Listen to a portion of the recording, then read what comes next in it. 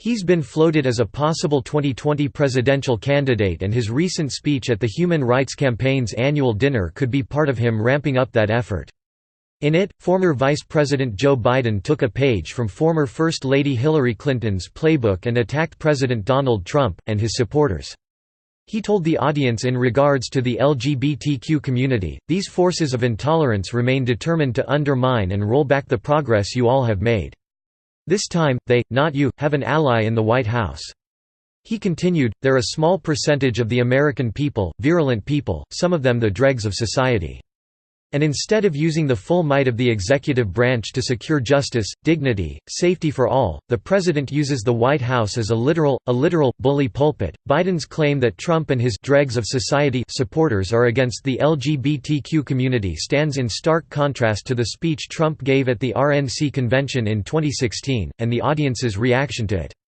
A video clip from the event shows something very different from what Biden asserts. He said, "Only weeks ago, in Orlando, Florida, 49 wonderful Americans were savagely murdered by an Islamic terrorist.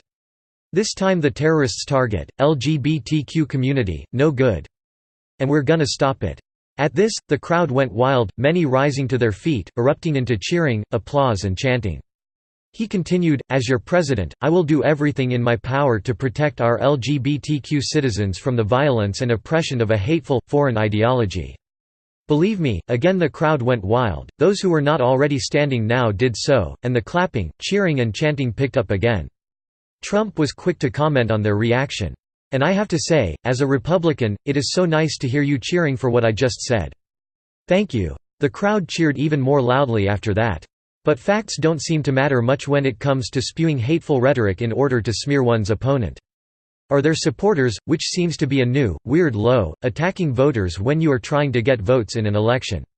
It worked so well for Hillary Clinton, with her Deplorables commentary. Oh, wait. She lost. Naturally Trump had something to say about that.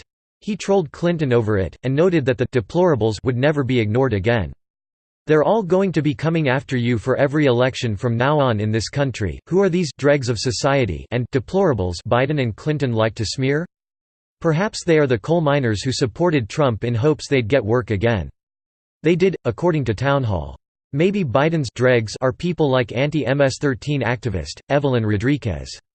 She was a guest at President Trump's first official State of the Union address. She was also the mom who was hit and killed by an SUV recently while setting up a memorial for her daughter, who was killed by MS-13. And perhaps some of those dregs are now calling Biden out for the hateful moniker on social media. A few examples. What we do know is that they are people Biden does not appear to believe support him or the Democrats. Does that difference of opinion make them dregs of society? Trump's supporters, i.e. the people not likely to be supporting Biden, tend to be working class people. They are the heart and soul of America. They are the folks who keep things running and pay taxes. Because of that, they tend to want low taxes and small government. Both of these things are counter to what the Democrats run on. So, apparently to them that makes such people deplorables and the very dregs of society.